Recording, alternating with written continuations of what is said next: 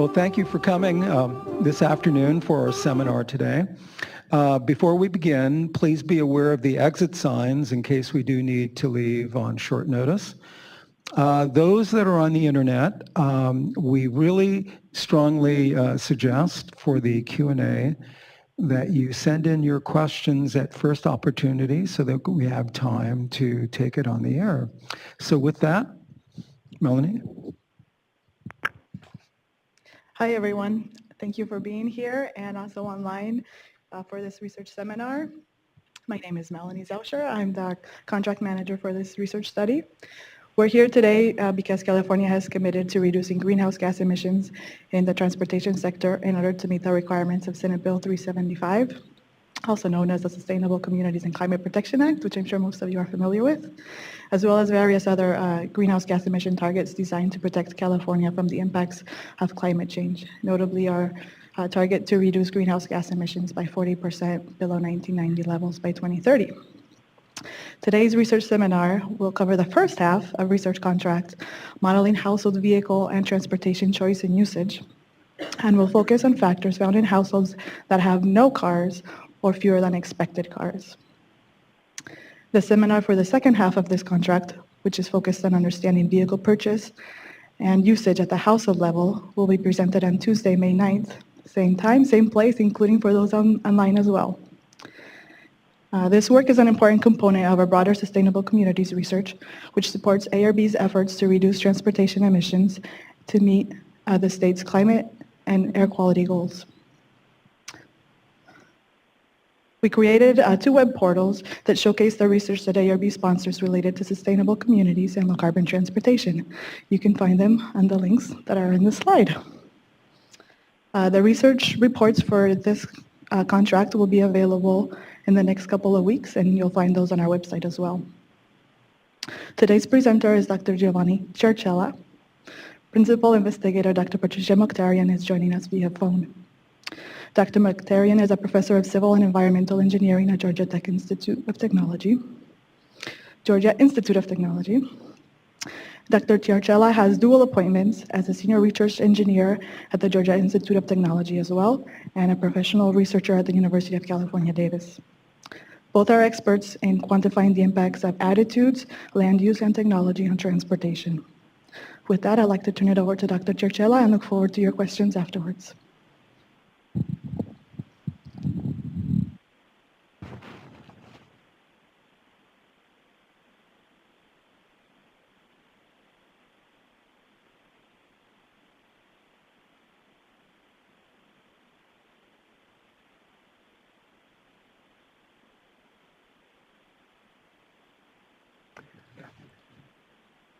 Thank you very much, Melanie, for your introduction. And it's a pleasure to be here. And good afternoon to everybody here in the room in Sacramento, everybody connected online. As you heard, my name is Giovanni Ciarcella. I am a researcher at Georgia Tech at the University of California, Davis. But also I'm here on behalf of my colleague, Patricia Mokhtarian, who is the principal investigator on this project. She couldn't be here today, but she's actually connected remotely, and she's located in Atlanta, Georgia today. I also want to acknowledge a couple of co-authors and a couple of great grad students that have been working with us. Devin and Chang, they've been a great support. We do university research, so the support of grad students is particularly important during the development of our project. I'm particularly happy today to be here talking with you about a topic which is at the core of a lot of projects for ARB. We know we want to make transportation more sustainable, and we want to promote more sustainable behaviors in terms of reducing VMT and reducing vehicle ownership. And it's also actually something which is very close to our interest in the university in developing research on this topic. As Melanie mentioned, this part of the presentation I will give today is the part A of this project. And this focuses in particular about the household's decisions about owning fewer vehicles and driving less. And in particular, we will focus on the factors that are related to the voluntary choices to have this kind of environmental beneficial behaviors. And it's a part B of this project that is developed by our colleague David Rebson, which will be the topic of another seminar. So let me jump into the topic of this project and the background of this research. As we are all familiar, there are environmental targets that have been set in California. We live in a very progressive state, California, that has set some ambitious targets in reduction of greenhouse gas emission from transportation. And this can be only achieved through a combination of several policies and interventions, but also through the changes in travel behavior and vehicle ownership decisions of households that can lead to better environmental friendly behaviors. And so this study has been designed in particular to provide some support from the research side that can help the California Resources Board in addressing the changes which are needed to achieve transportation sustainability. In particular, the part A of this study is focused on, I'm quoting from the scope of work that we had for this project, identify the key factors influencing households to adopt or inhibiting them from adopting low emissions travel patterns, lower than average vehicle ownership and use. In doing so, we will plan to actually leverage points that may be used or support the development of knowledge that can help actually eliminate barriers that block households to develop such environmental beneficial behaviors. So let me get into some of the focus. We know that there can be several different reasons for which some households might decide to own fewer vehicles or drive fewer vehicle miles. And this in particular can be a combination of involuntary choices, so something which is related to, for instance, mobility limitations or income that does not allow some households and some individuals to drive less. They basically do it because of necessity. And so these are what we call involuntary choices. But even more interesting is the voluntary choices. So we are interested in particular to understand why some households and some individuals might decide voluntarily to own fewer vehicles and drive less, not because of restrictions imposed by the mobility limitations or the low income, but because of changes in their attitudes or some characteristics of the land use where they live that are actually more helpful in achieving these environmental beneficial goals. And so in particular, showing in these slides, the space that we want to explore is in particular in part of this project is to understand what component of the changes among those people that don't have strong limitations in driving because of mobility limitations and because of income, what portion of this can be explained by attitudes, individual attitudes of individuals that might lead to this more environmental beneficial behavior versus changes which are explained by geography. And so the household residential location. And of course there will be a combination of the two, and there is also a big space that it cannot be explained because of limited knowledge, limited information and data, and other causes that might contribute to these trends. So let me get into the scope of work for this project. As part of the part A for this project, we have 5 tasks. The task A1 was the first preliminary task in which we used the data from the National Household Travel Survey from 2009.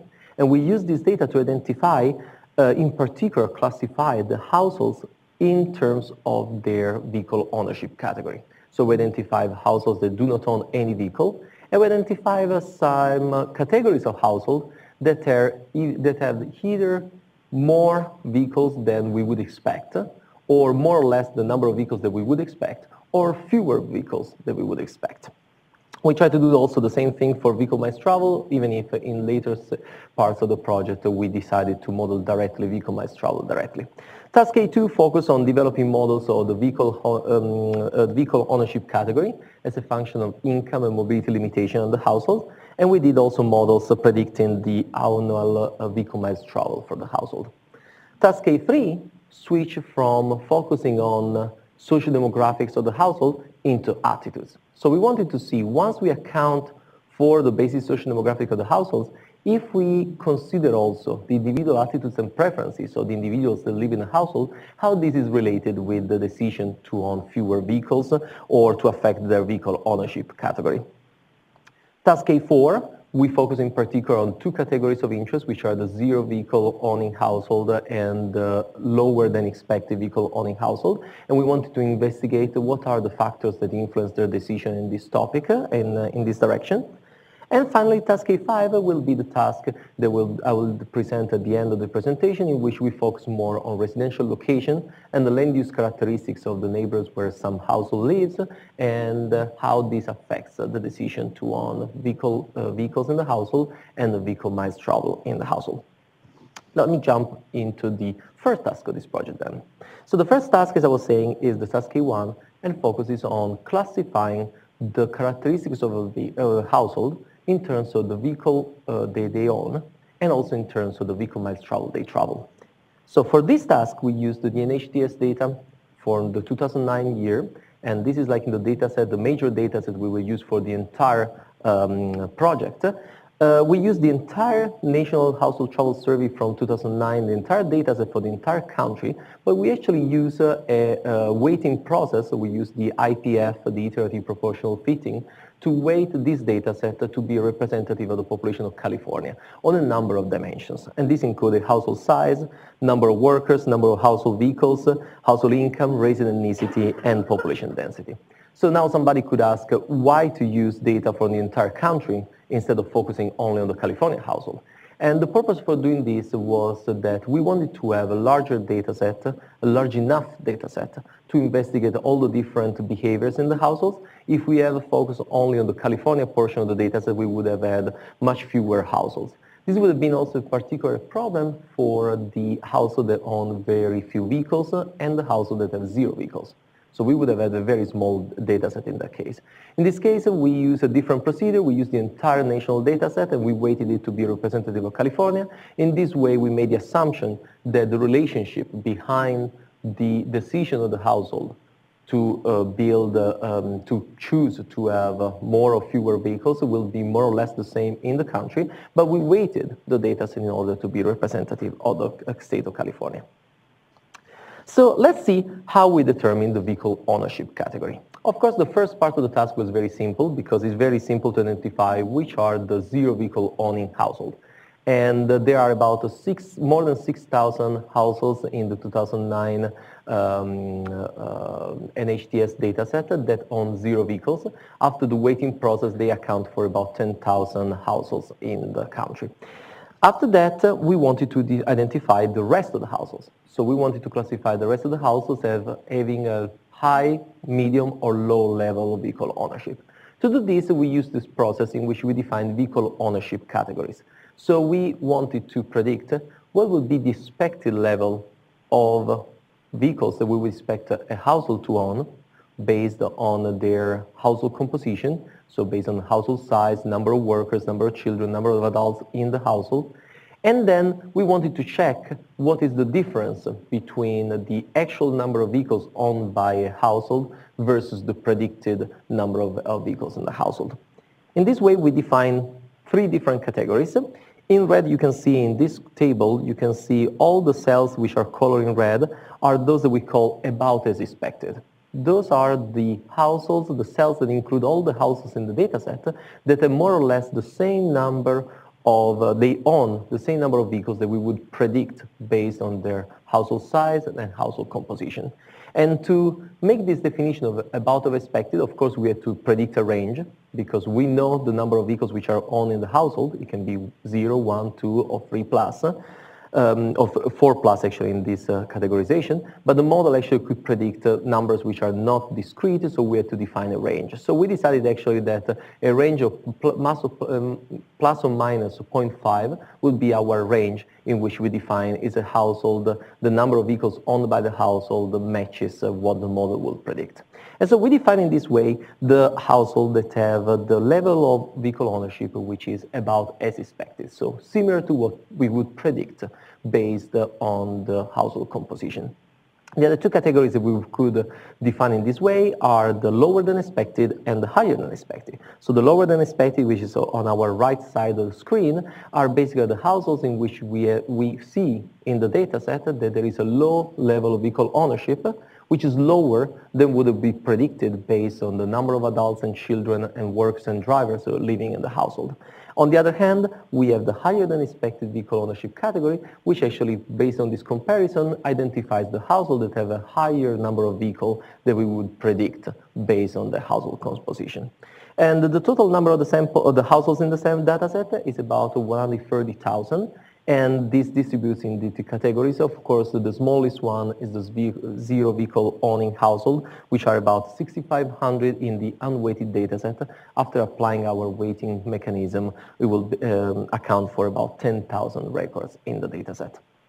So having done this process, we could move into the next task. The task A2 is the task in which we wanted to analyze how much we can explain all the vehicle ownership of a household based on basic social demographics. In particular, we were focusing on income and mobility limitations. And we focus on this for the vehicle ownership category and also for the vehicle miles traveled in the household.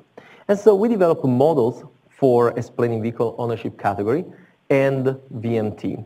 I need to add also a mention for the VMT. For the VMT, we started to have a similar process to the one of the vehicle ownership category.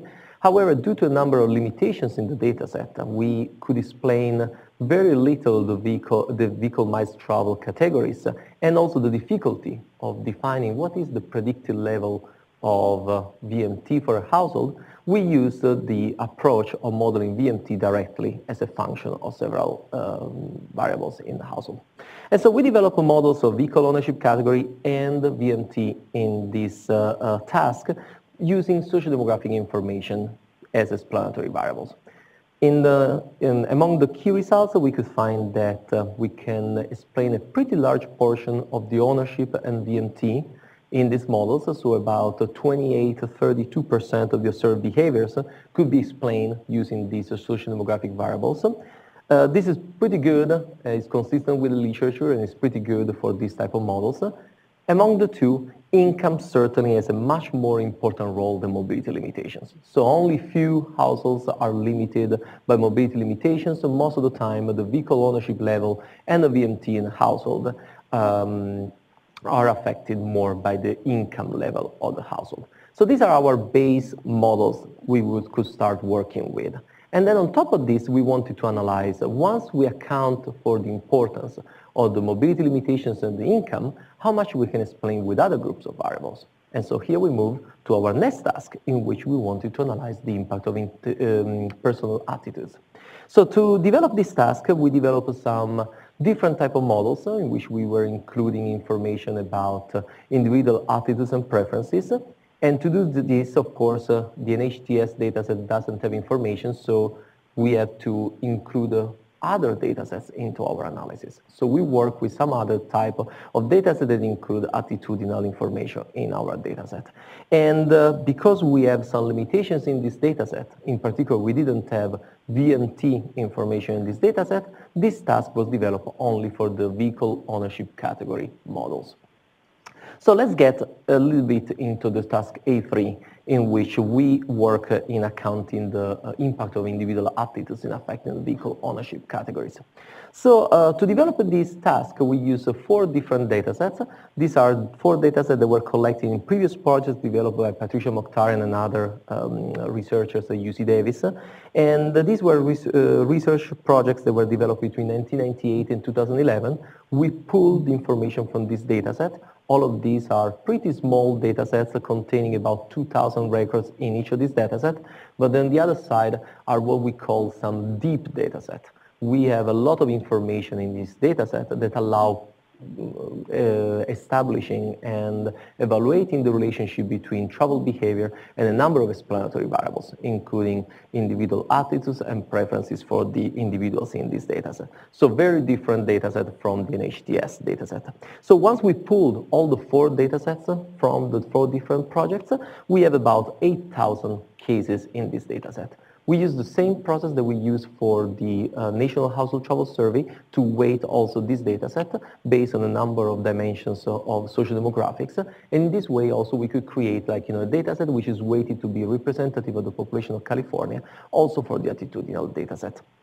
So in this data set in particular, the important component that we wanted to use for this data set is that we had several pieces of information related to individual attitudes and preferences. And this including in particular attitudes towards pro-environmental behaviors, attitudes towards residential location. In particular, we have information where there's some individuals prefer to live in higher density versus lower density neighborhood, where all these definition of these attitudes are actually the process of some factor analysis on a number of attitudinal statements. They are available actually in our project report. So if any of you is actually interested in seeing what is the exact meaning of some of these attitudes which are reported here, I invite you actually to check our project report.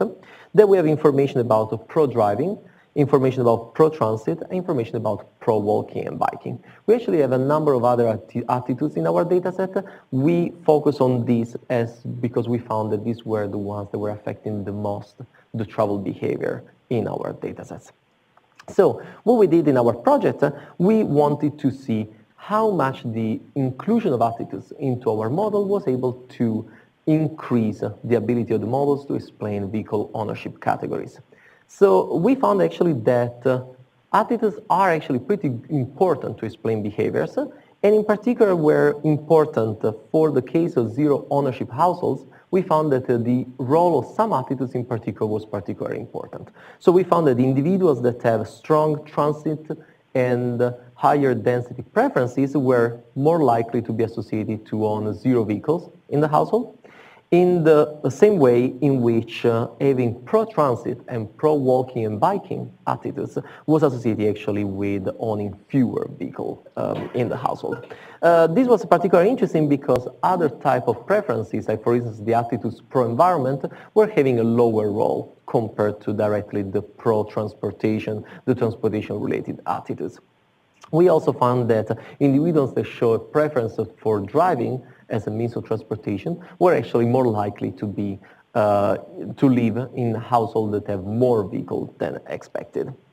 The total contribution of attitudes in our model is not very large, so we could say that compared to income is rather small actually, but still we have the increase of about 12% in explanatory power of the models that include attitudes compared to the previous models that were developed that did not include attitudes. The small increase in explanatory power can be due to a number of reasons. It could be due in particular to the fact that we merged 4 different data sets. And so we have somehow some measurement errors and some differences in the way attitudes were measured in the 4 data sets. And it could be also due to the fact that the vehicle ownership might be a little bit less influenced by individual attitudes rather than other components of travel behavior. In particular, the decision to whether to drive or not on the daily basis might be very affected by individual attitudes. Vehicle ownership is a household level decision, so it might be a little less affected by individual attitudes because of course it's a mediation, it's a process of a mediation in the household, and so there might be conflicting needs among the different members of the household. Having said so, in the next task of the project, we wanted to move into exploring what does it mean to have zero or low level of vehicle ownership, and what are the factors that are associated to this type of behaviors. And so to develop this, we did some analysis that were developed with both the National Household Travel Survey and with the 4 attitudinal data sets that we have used in the previous task A3. And we developed some analysis that were focusing on some characteristics of the households that are our topic of interest, or top interest, the households that have low vehicle ownership. And in particular, for the analysis of the attitudinal data set, we could do some more refined analysis in looking at the impact of attitudinal variables in explaining these decisions. So in particular, what we wanted to see what is the role of a number of different variables. We assume there is a hierarchy between different variables affecting decision about vehicle ownership. And so at the very beginning, there is the mobility limitations, which is the higher level of hierarchy. Of course, households that include members that have mobility limitations might have some limitations in deciding the level of travel behavior and the type of vehicle ownership in the household, even in whatever their desire to drive or whatever their income level.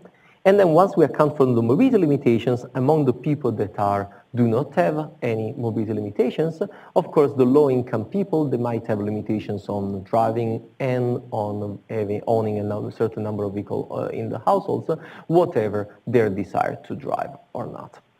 And so we started to analyze these characteristics in the data set. In particular, we wanted to focus on the subset of our data set which do not have any limitations, neither mobility limitations, neither on income. And so into the table you see on the right-hand side of the screen, these cells in particular is particularly interesting for our purposes because this cell contains individuals that do not have any limitations on driving because of mobility limitations and at a higher income. We define higher income as higher than $50,000 per year as an annual income, which is closer to the median for the entire United States. The median in California is a little bit higher than this. It's about 59,000 in the year of this data set in 2009. And so more or less we define like, higher income households as those households in which we think that the income level is high enough not to bring strong limitations on number of vehicles owned by the household. And so for these households that have less limitations, we wanted to understand, to decompose the additional reasons for which some of these households might have lower vehicle ownership. And in particular, we wanted to look at the characteristics of which the individuals living in these households might have attitudes that might lead to a lower vehicle ownership category, analyzing some of the relationship that we had in our data set, in particular looking at their pro-environmental attitudes, pro-exercise attitudes, pro-urban, and other attitudes related to the use of public transportation, driving, biking, and walking. So let's have a look into some of the characteristics of the households that live in the households that have low vehicle ownership. In this table, you can see several columns.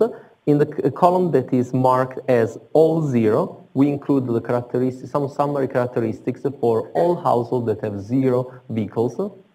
And next to it, we have the subset of this group those are the households that have zero vehicles, but also they belong to the category high income, so they have at least $50,000 of income in the household, and they have no mobility limitations. The same thing on the two columns on the right of the table, we can see all lower. This is the column that includes all households that have a lower than expected vehicle ownership. And the next column next to it is a subset of this column that includes all the households that have a lower level of vehicle ownership that they belong to the subset of the data set that has high income, so higher than $50,000 per year, and no mobility limitation. As you can see, some of the features that we see characteristics of this household, if you focus in particular the entire data set, all households, not restricting for income or mobility limitations, we see some of the typical patterns of the involuntary decisions of owning vehicles. In particular, we have that when we focus on the column of the all zero, all the households that have zero vehicle ownership, we can see that the income is particularly low compared to the rest of the households, typical condition of a lot of households that make involuntary choices, involuntary decisions about vehicle ownership. We have a pretty high level of diversity. So the percentage of members of minorities into this household is much higher than the average for the United States and for California. We have also actually a very high percentage of households that include individuals with mobility limitations. We have a large component of this group that lives in neighborhoods that are characterized by transient households or households that are renting, that do not own their unit. And on average, they live in more dense areas and they belong to poorer households. But once we restrict it to the group that has zero households and do not have any mobility limitations and they have higher income, we actually see a pretty interesting picture because in this case we are kind of restricting the group only to the households that do not have limitations, and so they are making voluntary choices on not owning a household. So these are households that are not owning a vehicle. These are actually households that could own a car, but they probably are deciding not to do so because of if it's better their needs not to own a car. And very interesting in this case, we can see that the number of drivers is lower than the average for the entire data set, but the number of workers is actually pretty close to the rest of the data set. We have these houses are on average a little bit smaller and they include fewer children. The households in this category, I'm talking about the second column in particular, they have an income which is totally comparable to the income in the higher vehicle ownership categories, and they live much more likely into neighborhoods which are very, very dense. We can see a density which is in very high levels, still in areas where there is a large proportion of units which are rental units. So somehow we can profile the number of households that live, they make voluntary choices about not owning a vehicle at all as urban dwellers that have usually live in small houses without children or with low number of children, and they live usually in the more central part of the city with higher density. A similar topic, a similar analysis could be done actually for the households that fit in the lower than expected vehicle ownership. So we can start profiling some of the characteristics of the households that make voluntary choices to live with fewer vehicles than expected or with zero vehicle in the household. Now we wanted to analyze, once we have seen some of the characteristics affecting this decision, what is that leads these households to make a decision towards living in without a vehicle or with lower number of vehicles in the house that we would expect. And to do this, we started examining the attitudes in the data set. So we switching again in this task from using the NHTS data set to our 8,000 records in the attitudinal data sets from California. And we've started analyzing the characteristics of the households, in particular in terms of the attitudes of the individuals that live in these households, in terms of pro-environmental, anti-driving, pro-density attitudes, and then the additional attitude related to pro-transit and pro-bike walking. So we wanted to see behind the decision of some houses that decide to live without a vehicle or live with fewer vehicles than expected, what differences we can observe in these attitudes. And in doing this, we examined these 5 main attitudes.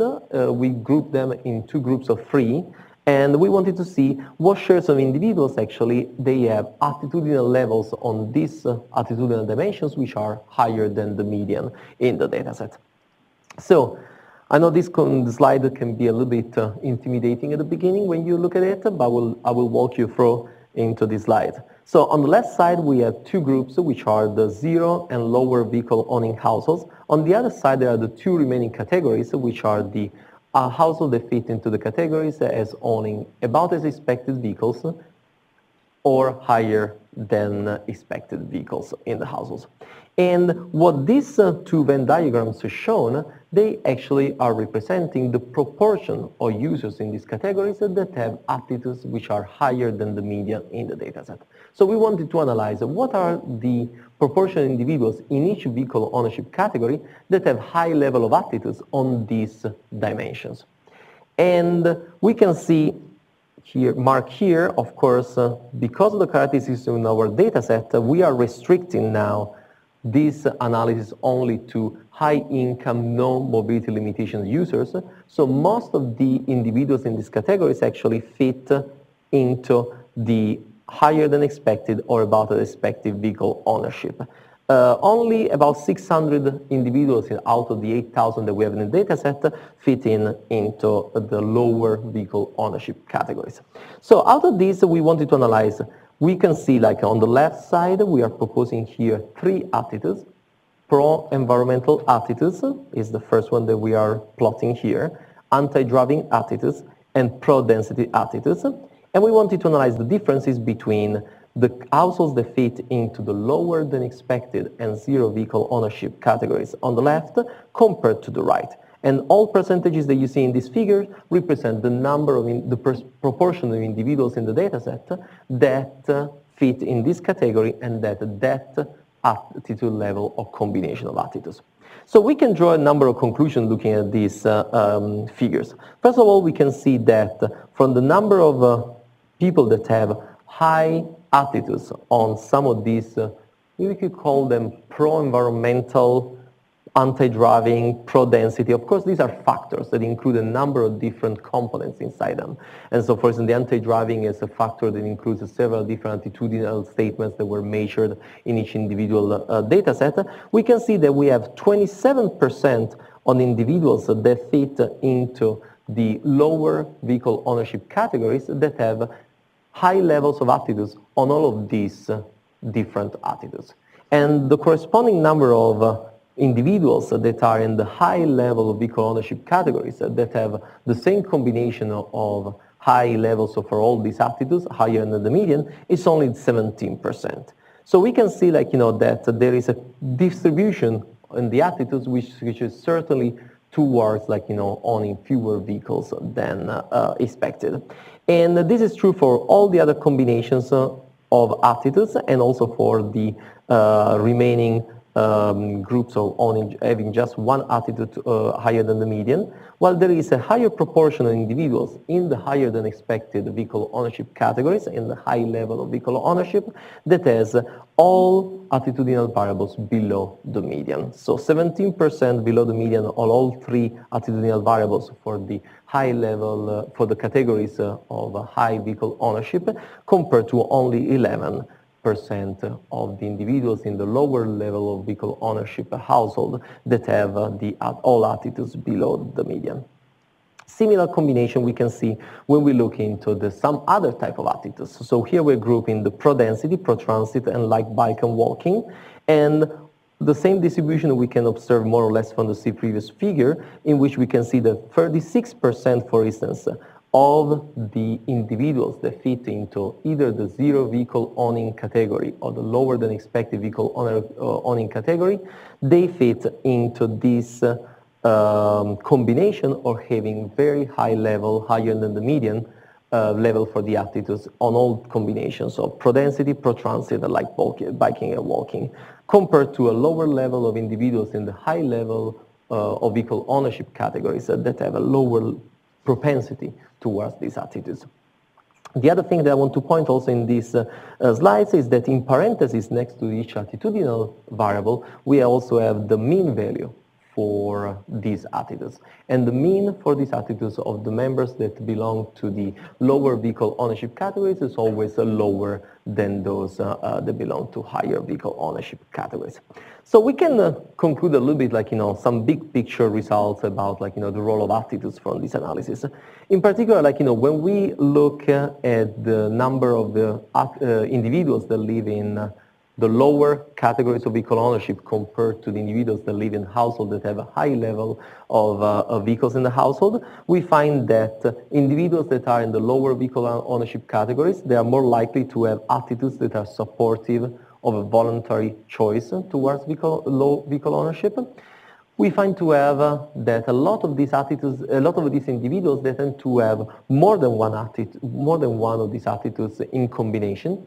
So usually it's not only one attitude that leads to this behavior, but it's the combination of being against driving, also being pro-transit and pro-biking and walking, or vice versa. Also, we find that the mean for all these attitudes tend to be higher. So these individuals tend to have these attitudes in a stronger level compared to the individuals that live in higher vehicle ownership categories. And we can conclude probably that the decision to reduce the vehicle ownership in the household is somehow related to the combination of several different individual attitudes. And this is behind some of the voluntary changes that we observe in the data set. So I will switch now to another topic, another very important topic, which is the one of residential location. Until now, we have analyzed the impact of socio-demographic variables, the impact of individual attitudes in explaining voluntary changes. We wanted now to analyze how residential location, in particular the characteristics of the land use, affect the decision of whether to own lower level of vehicle ownership in the households. And to do this, we use several different typology of neighborhood, and we wanted to see what are the relationship between the location where some houses live with the decision to have a lower or higher level of vehicle ownership in the data set. I want to mention, in doing this, developing this task, we use again the National Household Travel Survey data. So again, we have the availability of the large data set. We wanted 30,000 records in our data set, and that was weighted to be representative of California. So what we wanted to do in this task was we wanted to classify all residential locations where the household lives. We have information about the census tract where somebody lives in the data set, and we wanted to classify this in a number of small geographic categories to identify the characteristics of the neighborhood where somebody lives. And we wanted to allow the coefficients in our models to vary in order to allow the possibility to catch differences in the impact of the different variables in our models depending on the neighborhood where somebody lives. And to do this, we wanted to have definitional land use, which are generic enough, because remember from the beginning, we used national data. And so we didn't want to make a definitional land use which is specific to a specific area, like somebody could live in the dense area of San Francisco. Instead, we wanted to have a definition of land use typologies which are broad enough in order to categorize all the individuals in the National Household Travel Survey in categories that could work for California after we weighed the data set. And so in this way, we could have the possibility, for instance, that a Minnesota household can be classified in a way that can work to analyze the relationship between the characteristics of the land use in the neighborhood where they live and their travel behavior, also for this study that focuses on California. So here are all the 6 neighborhood clusters that we use for this study. We use 2 dimensions to classify the individuals in the dataset, actually the households in the dataset, and these were the regional status and the local density. The regional status was defined as 3 levels, so we wanted to see whether the household lives in smaller MSAs, Metropolitan Statistical Analysis Unit, statistical areas, and these were defined as living in areas, MSAs, which have less than 1 million inhabitants. And the other 2 groups were related to MSAs that have more than 1 million inhabitants, and these were in particular subdivided into MSAs with more than 1 million inhabitants but were not served by dense systems of rail transit. And the last category, regional status, was defined by the large metro areas that have more than 1 million inhabitants, and they are served by some rail system of public transportation. On the local density side, we used a factor score that combines some information related to the number of dwelling units per square miles, the population density, the percentage of renter-occupied dwelling units in the census tract, and classified this information using this local density score that was classified as either lower or higher. And so we computed this based on the average for the entire data set. And so lower density neighbors were classified those that had a density which is lower than the average, and higher density neighbors those that were having a density which was higher than the average. And so in this way we could classify 6 clusters, 6 types of neighborhood types. And of course the population in the data set is not equally distributed because some of the combination of the regional status and density is not equally distributed. So we can see easily that more people in the data set live actually in the lower density neighborhoods, which is consistent with our understanding of the way American cities are shaped, and in California in particular. But we have also some dense areas, 18.9% of the respondents that live in larger metro areas that are also served by higher quality public transportation system with rail system. So once we had identified these characteristics, we could use this to improve our models for vehicle ownership categories.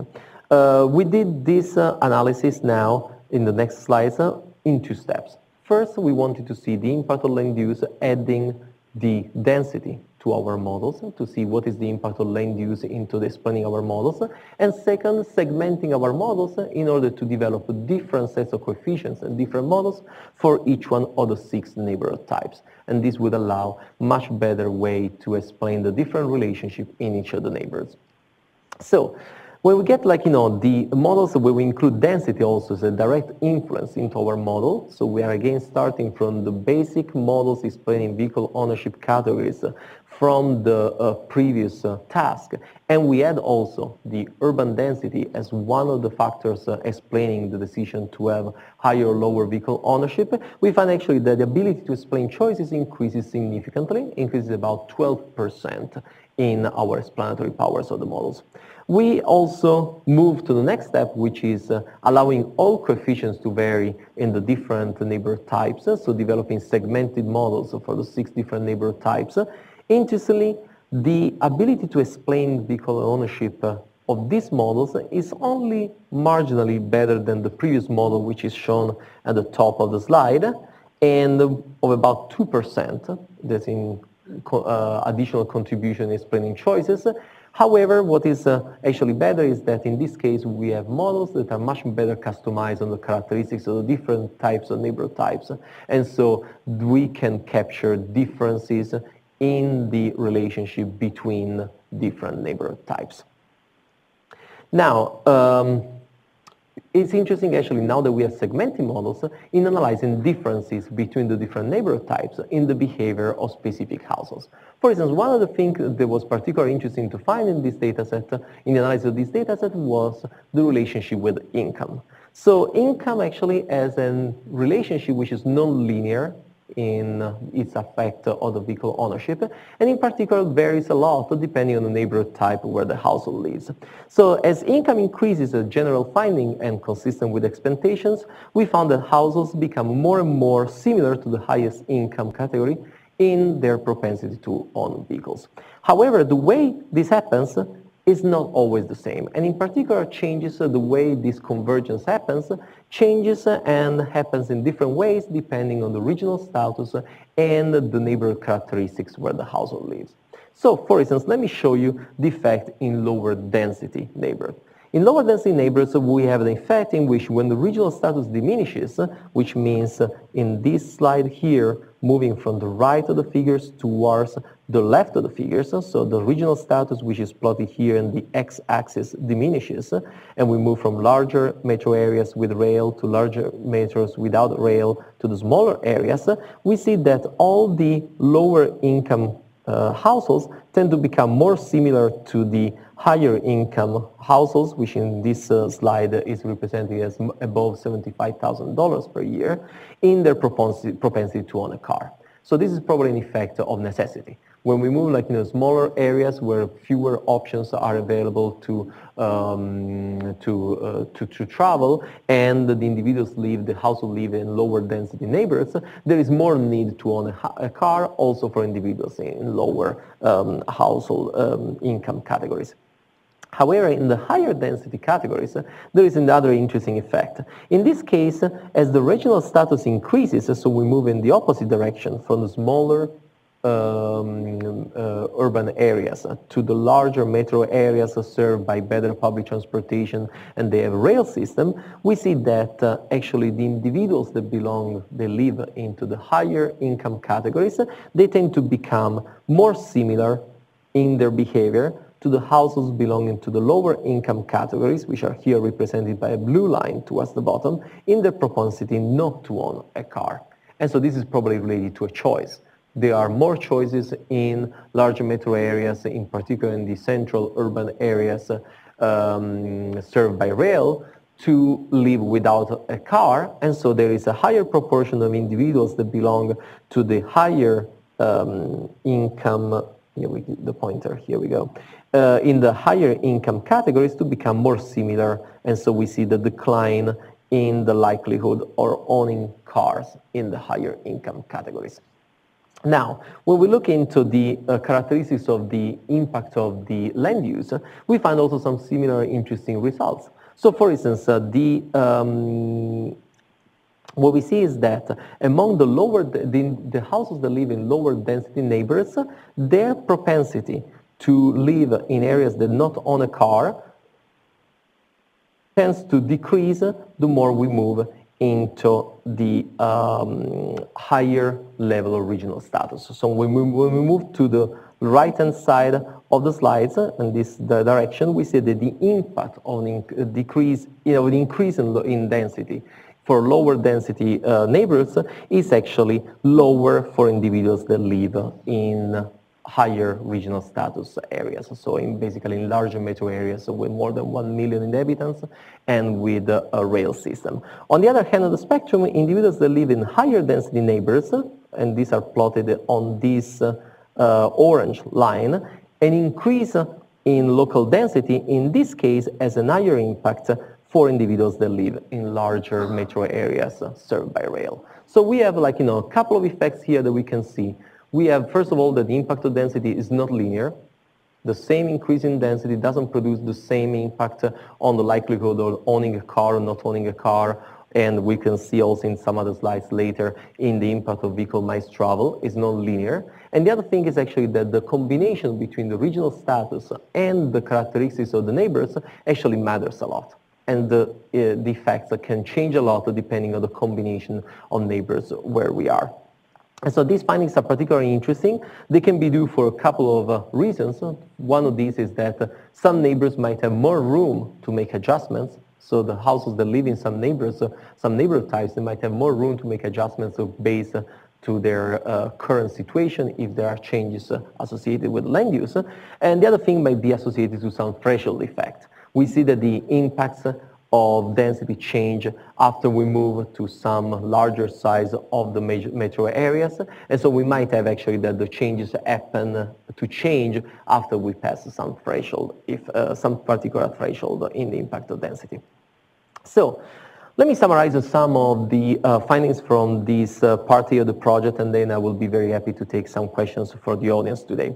So we can see from the analysis of these data that we've seen today that when we study the reasons for which some households they make a decision to have lower vehicle ownership and sometimes also to live in households that have zero vehicles, we found that the impact of attitudes is pretty important. And most of the time we see that there is an association between individuals that live in households with zero vehicle ownership with having stronger pro-sustainability attitudes. This is in particular important, like, in explaining, like, several characteristics of the decision to have fewer vehicles. And from the combination of the findings that we found from the analysis of the attitudinal data set and the analysis of the national data in this project, we can see that on average, like, houses that decide that they have the choice decision to have a lower level of vehicle ownership, they tend to be more diverse. They live in smaller houses with fewer children. They usually live in rental units or in neighborhoods where the proportion of rental units is higher in the central part of the cities, so in the high-density neighborhoods, and they also drive fewer miles thanks to the increased availability of other alternative options for transportation and also to the shorter distances. And on top of this, the analysis of the attitudinal data has shown that, like, the attitudes also play an important role into this explanation of having more pro-sustainability choices in terms of vehicle ownership. Also, with respect to the land use, we find that both regional status, so the type of cities where somebody lives in, and the characteristics of the local neighborhood with the local density, they both have an impact on affecting choices, and they interact with each other with effects which are non-linear. In particular, we can see that even lower density living might lead to lower vehicle ownership and more sustainable behaviors in terms of lower VMT if the houses live in denser neighborhoods and in higher regional status parts of the cities. On the other hand, we can have also that smaller regions might also lead to more pro-environmental behaviors and to smaller vehicle ownership and lower vehicle miles travel if the residential neighborhoods where the household lives are actually denser. There are also some limitations affecting this study, of course. In particular, we wanted to assess in this data set, in the analysis of this data set, the role of individual attitudes in explaining these choices. And this role was somehow hampered by some problems. One of these was that we had some different ways in which the attitudes were measured in the 4 different data sets that were merged for our attitudinal analysis.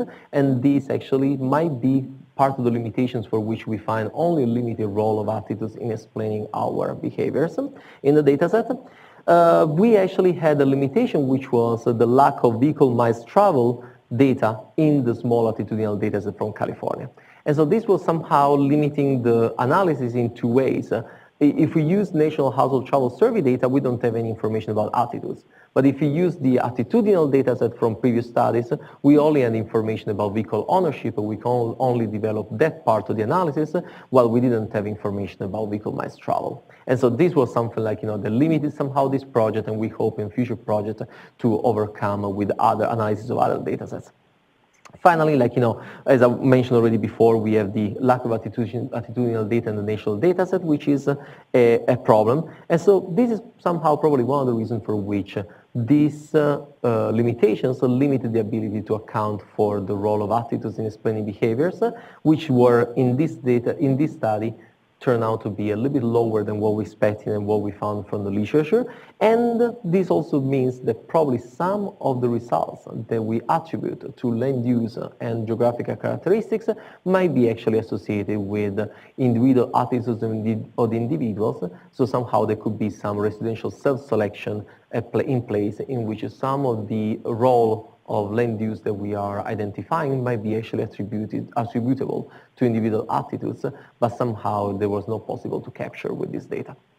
So I will jump into some recommendations now, and we said that in this study, as we've noticed, we can have some recommendations about how to promote more sustainable behaviors.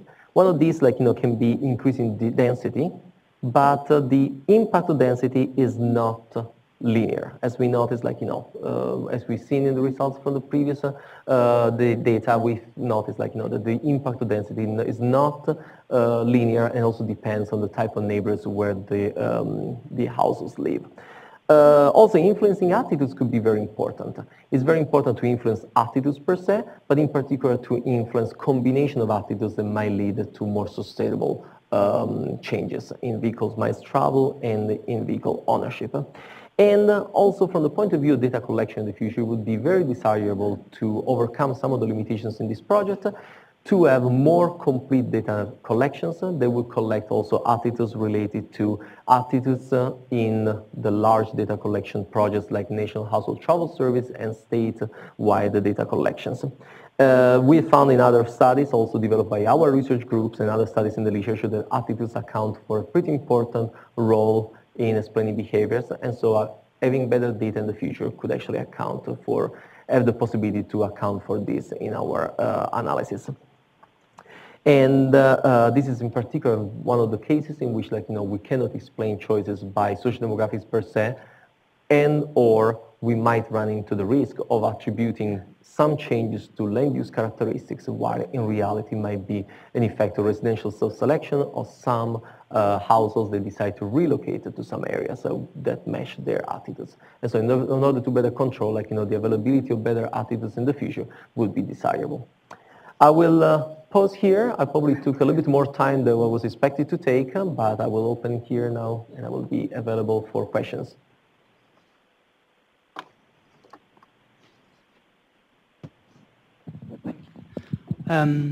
Thanks for the presentation. It was very interesting. My name's Simon from Berkeley Economic Advising and Research. I've got one question and one comment. The question is there, I may have missed it, but I didn't really see maybe cost of car ownership as an explanatory variable. So if you could talk about that in a second. And then the comment is, I would really agree with you about the bridging the gap between attitudes and vehicle miles traveled, because just car ownership alone, I think is not necessarily an important variable in terms of emissions. You can have two cars and not drive them very much, or one car and drive it loads. And also cars are a long-term purchase. So maybe I bought my car with one attitude, and then over 5 years my attitude's changed, but I've still got my car. So I agree with your comments as well.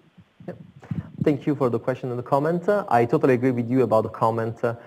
It's important to fill this gap in the research about having attitudes and try to be able to explain the vehicle miles travel and the travel behavior associated with changes in attitudes and with the different attitudes of individuals. Regarding your question about the cost of vehicle ownership, that is actually a variable that we did not consider in this data set, mainly because of data availability. Cost of car ownership is something that is certainly very important. We assume that actually all economic impact in our modeling assumptions were actually captured by the income level of the household. Of course, this is not a perfect assumption. First of all, because the same income might vary a lot in terms of impact if we live in a very high level of cost of life area compared to other areas. So even the same definition of higher versus lower income, probably if we keep that definition constant in the entire state, is already kind of a limitation, because we should probably control for the purchasing power of the households. The second component, cost of ownership. Cost of car ownership is something that is not actually directly controlled for in this study. We didn't do it mainly it would be kind of difficult to do it with the NHTS data. We somehow attribute that this cost of ownership is more or less the same for all households in the data set, is the implicit assumption, ignoring that variable. Of course, we know that that is not really true because, first of all, depending on the different type of cars, we would have different cost of car ownership, but also based on the different place where somebody lives, the cost of ownership can change a lot. There would be much more complex analysis, probably also would be something that should be done in conjunction with analysis of vehicle type choice. And so based on the vehicle type that is chosen, the cost of purchasing the vehicle, the cost of maintenance, and the cost of insurance, and the cost of parking, everything else could be different based on the type of vehicle it is on and the place where the household lives. So definitely a very good point, and I think it would be something that we should be investigating in future research.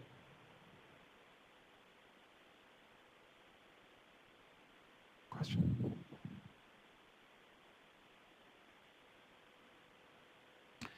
Yeah, I have a couple questions. Thank you, by the way, for the presentation. It's very interesting. I'm Mark Soroki with CARB. The first question is you referenced this on your first slide, the data set you used. What were the years from the data set? So we used the NHTS data from 2009.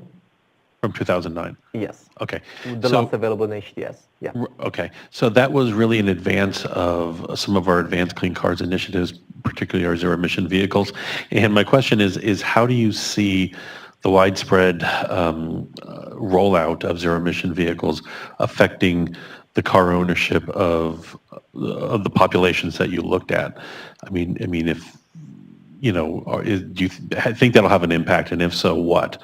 And the second question I have is regarding households that have lower vehicle ownership numbers than expected, do they have less mobility? Do they make less trips? I mean, they may have lower VMT, but do they make fewer trips? Okay, so answering the first question that you were asking, very good question. Certainly this data set we used data from 2009, and also the attitudinal data that we used were collecting a range of years that went all the way to 2011. So pretty much all of these data, they do not consider the introduction into the market and the rollout of new zero emission vehicles and all the newer technologies in vehicles that were introduced in recent years. Now, how that would impact vehicle ownership and the trends that we have analyzed in this data set, I think the most interesting thing would be probably to study a joint model of vehicle ownership and vehicle type choice. That would be probably something that would be very interesting because the rollout of these technologies and also all the incentives associated to the adoption of this technology might see like a combination of changing the level of vehicle ownership in the household, but also moving towards combination of the vehicle fleet in the household. So vehicle ownership is a household level decision, and many times there can be combination of decisions taking into account the mediation in the different household members. And so, for instance, sometimes an electric vehicle is a second vehicle in the household after the household already has another vehicle that can allow longer distance trips, or vice versa. It can be actually the main vehicle can be the electric vehicle, and then during the weekend the household can use for longer trips the more conventional vehicle. So it would be very interesting to study the two of them together. I think the new data of an HTS data set that is being collected now, that will be available very soon, could provide more information already after the rollout of the vehicles, but also a smaller targeted data set that analyze vehicle purchases and travel behavior could be very useful to see the joint decision of vehicle ownership, vehicle type choice, and travel behavior. So all of them are certainly definitely related choices. The second component of your question was about the number of trips in the lower vehicle ownership households. So we did notice, analyzing the NHTS data set, that on average, households that belong to the zero or lower than expected vehicle ownership categories, they did fewer trips and also they traveled fewer miles by car. This is when we look at the entire data set. However, when we restrict it to the higher income and no mobility limitation data set, it was interesting to see that the number of trips actually was comparable to the other vehicle categories. So when we look into the vehicle, the categories of households which are not that affected by the mobility limitations and income, it seems that for them, they're not really that impaired in their mobility. They're just choosing to travel by other modes. And so actually these are pretty good news, because we can say that those households that can choose those type of behavior, they're actually substituting their use of the car with other modes pretty successfully, probably. But this is only for the small subset of the households that make voluntary choices. They don't have mobility limitations. For the others, definitely, there were differences in the patterns. Of course, there's another component that we're not analyzing here, and that is the needs to involve into trips.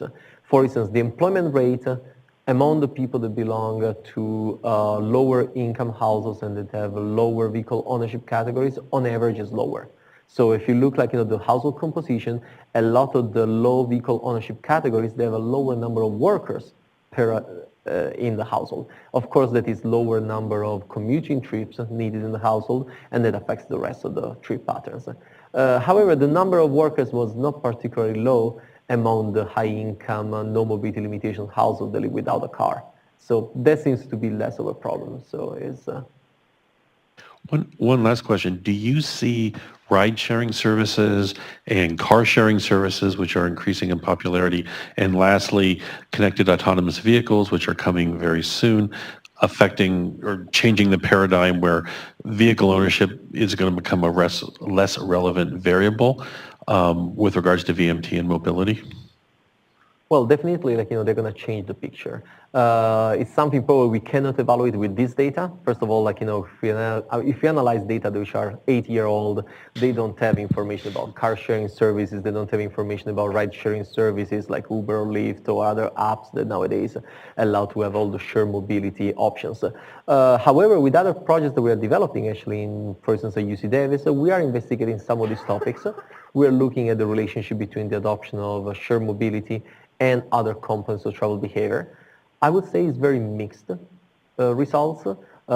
We have in particular one research project which is going on right now in UC Davis, in which we are finding that the effect of the substitution of the trips made with Uber or Lyft, compared to the other trips made by other modes, changes a lot among different users. There is a reduction in driving among older members that use Uber and Lyft. But actually it's kind of interesting and also somehow worrisome from the point of view of sustainability to see that in some of the analysis we found that a lot of younger people, what we call millennials, belonging to younger generation, actually sometimes they substitute walking and biking with using Uber and Lyft.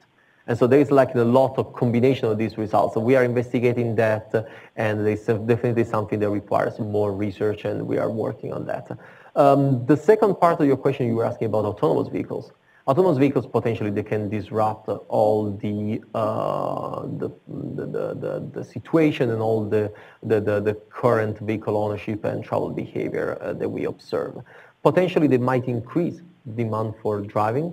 They might increase a lot of vehicle ownership, and they might increase the desirability of traveling by car, simply because they increase the utility for traveling by car. It will be more comfortable, it will be less fatigue effect, it will be safer, and somebody can also actually get some sleep or get some rest or conduct some activities while traveling. And so we have been doing some research now in trying to understand what would be the likely impact of autonomous vehicle on travel behavior.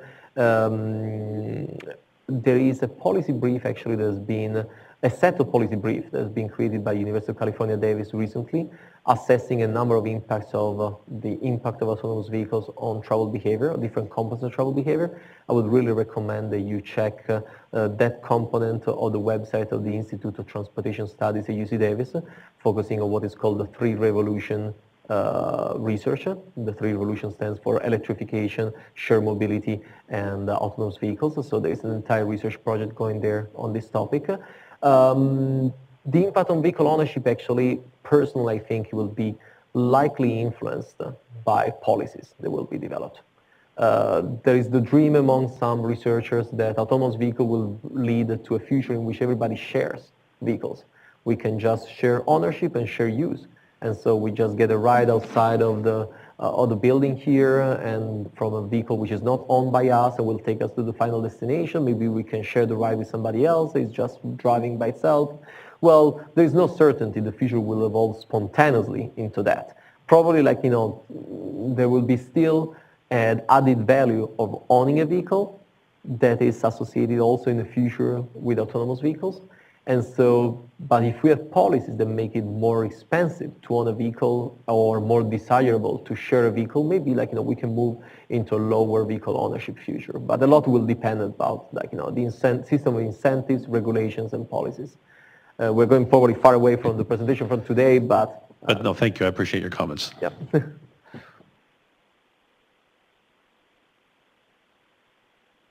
Any questions?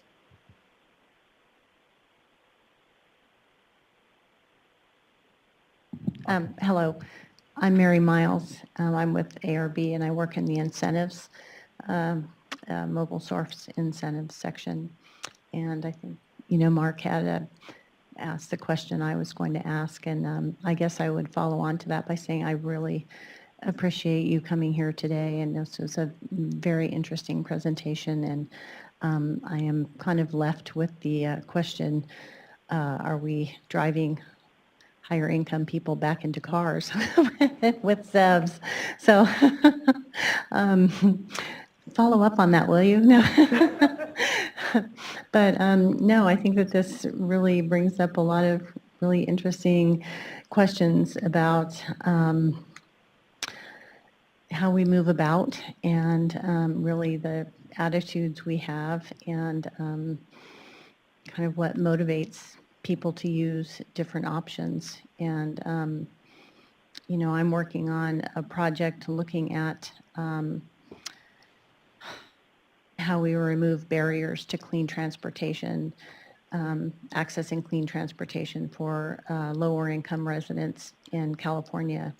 And, I think that it's a challenge, and, there's kind of some assumptions that people are making that may or may not be true.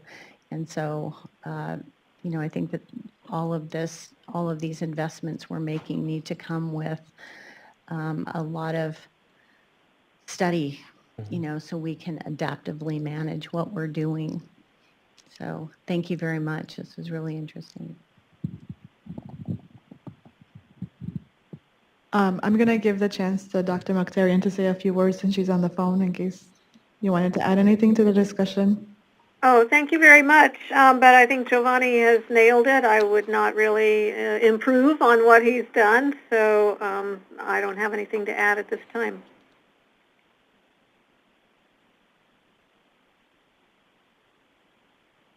We have to wait a few minutes for the printer here, so I don't know if anybody has any other. Why don't you just read it off? Okay. I think that would be better. So the question says, the importance of vehicle ownership is the propensity to use the vehicle as a default mode choice because it represents a sunk cost. This is the reason TDM, travel demand models, advocate calls for the cost of a monthly transit pass to be built into the cost of a unit or into the cost of a unit or job in higher density regions. As a sunk cost, the pass would potentially become a default mode choice. I guess it's a comment, so I don't know if there's any follow-up to that. Well, I will add something to the comment about travel demand models. I think in travel demand forecasting models, it's very difficult sometimes to actually capture real behaviors associated with vehicle ownership and travel behavior. And this is particularly true nowadays where there are more options that are introduced with emerging transportation technologies and behaviors. And so there is probably a lot of work that is needed in our profession and in research, first of all, in how to better understand the changing behaviors which are happening today, all the changes associated with new modes, new characteristics of the transportation options which are available, adoption of clean vehicles are changing changes in even the cost of operation. Before, like, our colleague was asking about the cost of ownership. The cost of operating a vehicle is changing a lot nowadays because of the new technologies and because of the zero emission vehicles. And similar way, shared mobility today and autonomous vehicles in the future will change a lot travel behavior patterns and will change a lot probably the relationship with vehicle ownership. But also, like, more than that, it will affect probably travel and activity scheduling. And we are not able today to capture all these changes with the travel demand forecasting models. Most agencies nowadays, they use basic 4-step models to predict future forecasts, and they make long-range forecasts. But even activity-based models, which are used a lot in the profession nowadays, in the larger metro areas and in statewide modeling activities, they're not really suited to understand like these changes in travel behavior. And so on one side we have the difficulty, and I want to connect to the TDM question from our colleague. We have the difficulty on one side to create a medium or even long-term forecast about travel demand, and on the other side the difficulty to understand and forecast something that we don't really know yet. And like, we have seen like, in a few years how, for instance, Uber and Lyft have disrupted some types of trips, for instance. We can imagine like, the use of shuttles to go to airports or many other things. And we can imagine only what can happen when we do forecasts for the next 10 or 20 years. But on the other hand, we have documents, planning documents that require longer term forecasts because the investments in transportation are large and need advanced planning. But at the same time, there is the difficulty in updating the travel demand forecasting tools and creating some forecasts which are actually somehow accounting for these changes. And so this is a big challenge that we have in research today, and even more in the empirical applications in the profession. And so this is very related to TDM and all the different components that go into travel demand modeling.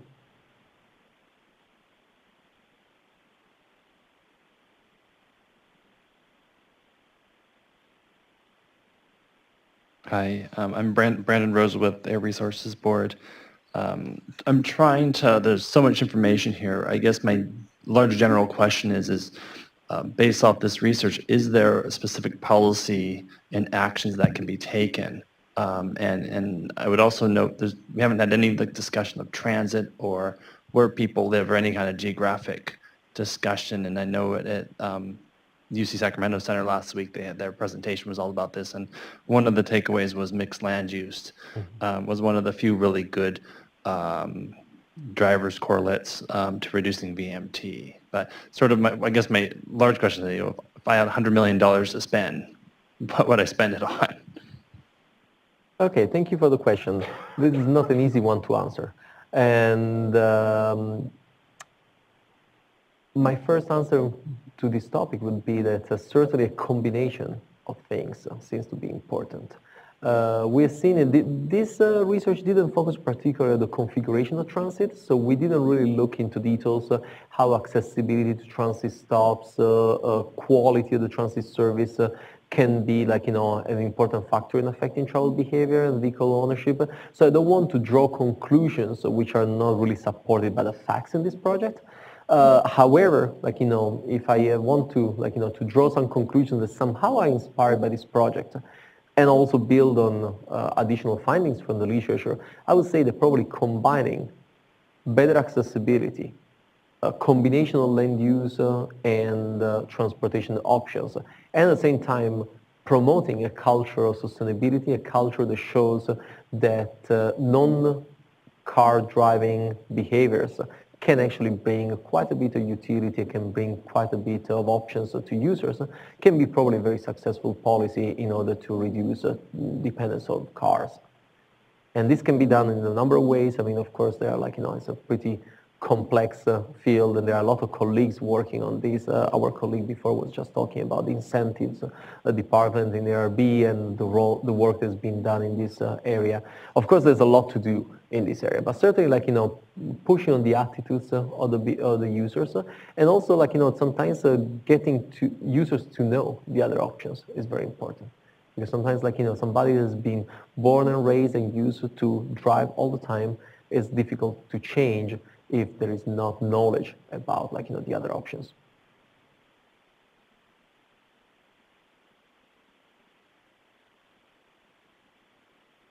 All right, well, I want to thank everybody for coming again, and especially Dr. Churchella and Mokhtarian for the work that they've done. Thank you. Thank you.